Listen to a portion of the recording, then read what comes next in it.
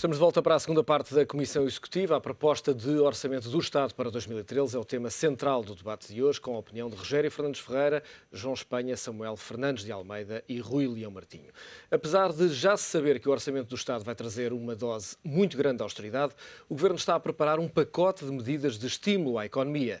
Entre elas está o IVA de caixa e também linhas de crédito para apoiar as pequenas e médias empresas. Com um orçamento do Estado que prevê um enorme aumento de impostos, o Governo ainda não revelou como pretende estimular a economia. Mas o económico sabe que existem várias medidas que pretendem aliviar o peso fiscal das pequenas e médias empresas que estão a ser avaliadas. Antes de mais, o Executivo deverá avançar com o IVA de caixa, ou seja, a possibilidade das empresas pagarem o IVA só depois de receberem dos clientes. Esta é uma medida que há muito é pedida pelos empresários, uma vez que muitos chegam a fazer empréstimos para pagar o imposto. No entanto, o Governo sempre se mostrou muito cético em relação a esta medida, uma vez que pode prejudicar a execução orçamental. O pacote de estímulos também prevê um fundo de recapitalização de empresas que vai ter uma dotação de 90 milhões de euros. Este dinheiro vem dos bancos. BPI e BCP estão obrigados a injetar 30 milhões por ano nas empresas por terem recorrido à linha de crédito disponível do Estado de 12 mil milhões de euros. Vai ser este dinheiro a constituir o fundo em conjunto com a Caixa Geral de Depósitos. O Governo quer ainda criar uma linha de apoio às empresas exportadoras que poderá chegar aos 1.000 milhões de euros financiada por fundos comunitários. Por fim, deverá ser ainda feito um novo reforço da linha PME Crescimento, o terceiro, que está atualmente com uma capacidade de 1.500 milhões de euros. O CREN deve ainda ter mudanças, com uma facilidade no acesso e com a criação de 3 fundos de revitalização de empresas em dificuldades.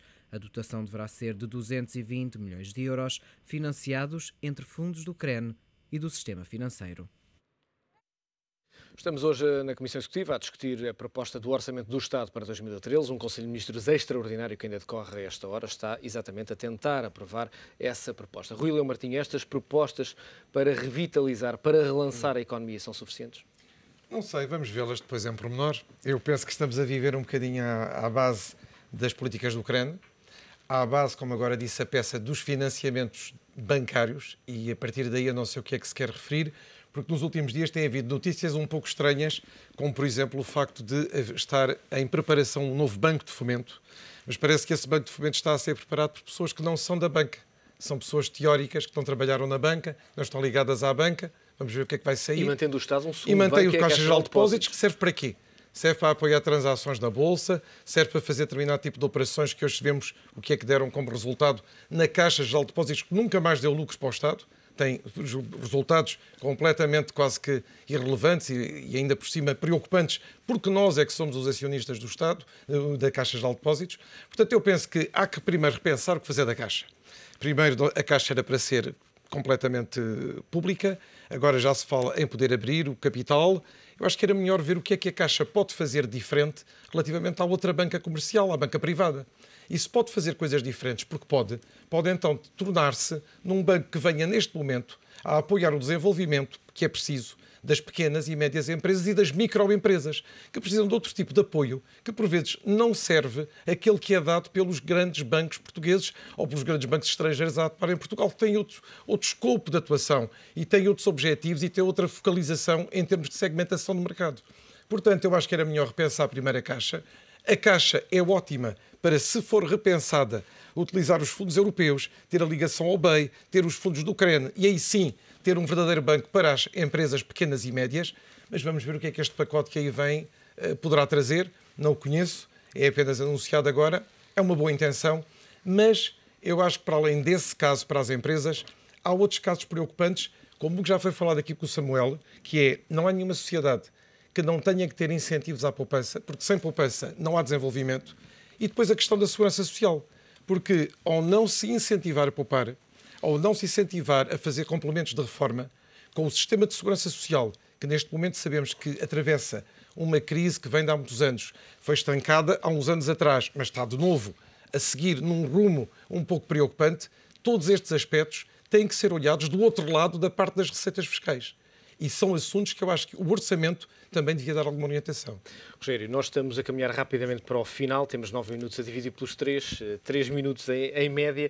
Quando olha para esta questão do IVA de caixa, de facto, só pagar o IVA quando conseguem as empresas receber esse dinheiro dos seus clientes parece-lhe uma boa medida?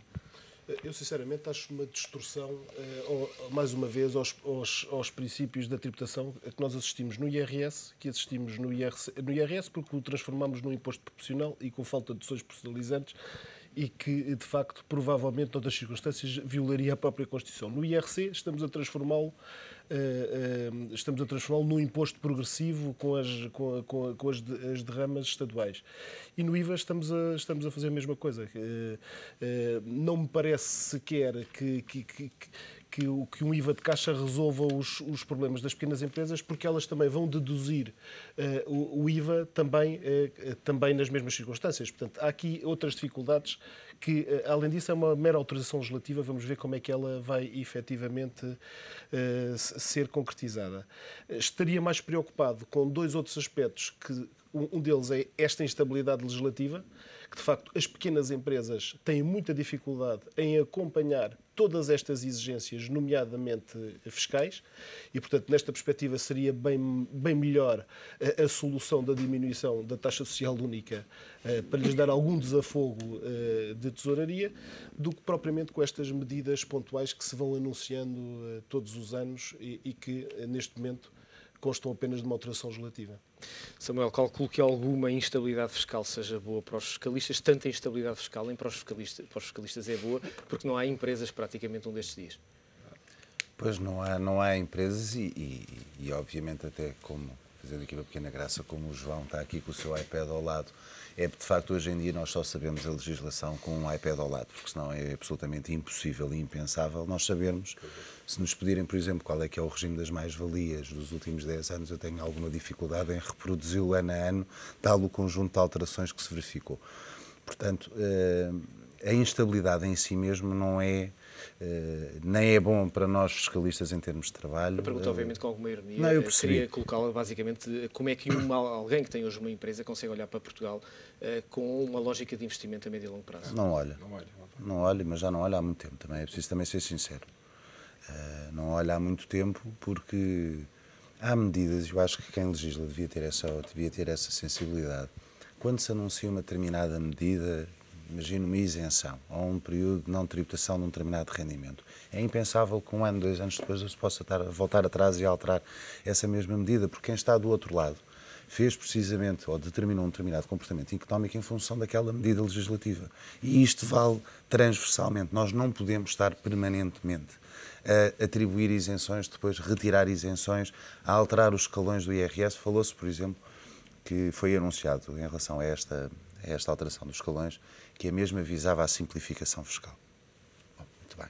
A simples alteração dos escalões não simplifica rigorosamente nada, quer dizer, em vez de eu ter 8, tenho 5, pronto.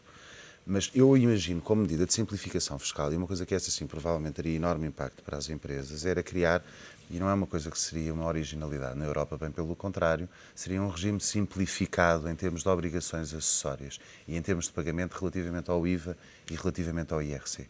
No fundo, um IVA e um IRC para pequenas e médias empresas. Isso sim teria um enorme impacto, porque alargaria certamente a base tributável e iria reduzir enormemente as obrigações acessórias. Há uma coisa que nós ignoramos em Portugal. Grande parte das pequenas e médias empresas em Portugal não tem mais do que 10 trabalhadores. Exigir a estas empresas, hoje em dia, o conjunto de obrigações acessórias... É um custo muito grande em termos de estrutura. Não é só um custo em termos de estrutura, é de facto um custo enorme de estrutura. Há hoje em dia mais obrigações em termos de software, com certeza que sim, e de readaptação. O problema é que isto também há alterações todos os anos, com mais custos fiscais associados e custos de estrutura associados.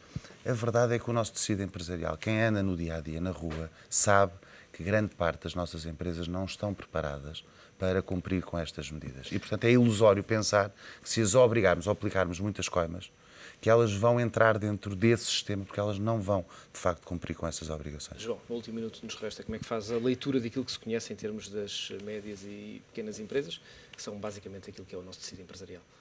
É um desastre, é o descalabro, é o fim. A maior parte das pequenas e médias empresas estão orientadas para o consumo interno e este orçamento é mais uma medida eu diria, muito violenta, no sentido de travar, aliás já está a começar a travar, pelos efeitos psicológicos que aqui foram referidos, para travar esse consumo interno. Portanto, a única coisa que se espera do ano que vem é a falência em massa de uma série de empresas, falência ou encerramento, porque em Portugal também falir não é uma prática muito comum.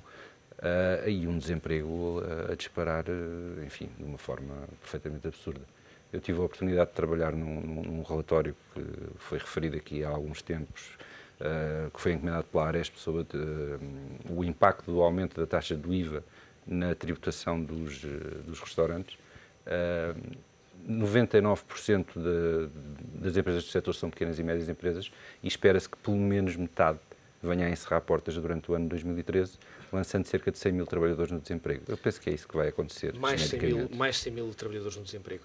Vamos, nesta Comissão Executiva e sempre às segundas-feiras, olhar para a agenda da semana, com o comentário essencial de Rui Leão Martinho. Vamos exatamente olhar para os principais temas que vão marcar esta semana. Obviamente, hoje, a entrega da proposta de Orçamento do Estado para 2013. Terça-feira, nova reunião de concertação social. Quarta, greve geral na Grécia e, sobretudo, com esse foco de grande instabilidade neste país. Sexta-feira, indicadores de conjuntura do Banco de Portugal. Rui Leão Martinho, a terminar, e muito brevemente, vai ser uma semana, obviamente, marcada por orçamento. Sim, e junta-se-lhe ali o Conselho Europeu, quinta-feira e sexta, portanto vamos ter um Conselho Europeu, vamos ver o que é que vai sair daí, isto que é importante neste momento, relativamente a Portugal e aos países que têm este regime de austeridade neste momento. Muito bem. Rui Leão Martinho, Rogério Fernandes Ferreira, Samuel Fernandes de Almeida e também João Espanha, agradeço a vossa presença nesta Comissão Executiva. Foi um prazer contar com a vossa sempre lúcida opinião. Terminamos à segunda-feira também com um livro. Fica aqui a sugestão. É um livro que tem o apoio do Diário Económico. Penso que esta será a melhor câmara para mostrar, exatamente. Chama-se Marketing Trends e tenta antecipar o futuro. E pelo menos tenta acreditar que vai continuar a haver um mercado e que vai continuar a haver vendas. É um livro essencial por estes dias para tentarmos compensar aquilo que é o outro documento, essa peça orçamental, que ao longo deste dia vai estar também em análise aqui no Economic TV, o Orçamento do Estado para 2013. A Comissão Executiva regressa amanhã. Aproveite este dia.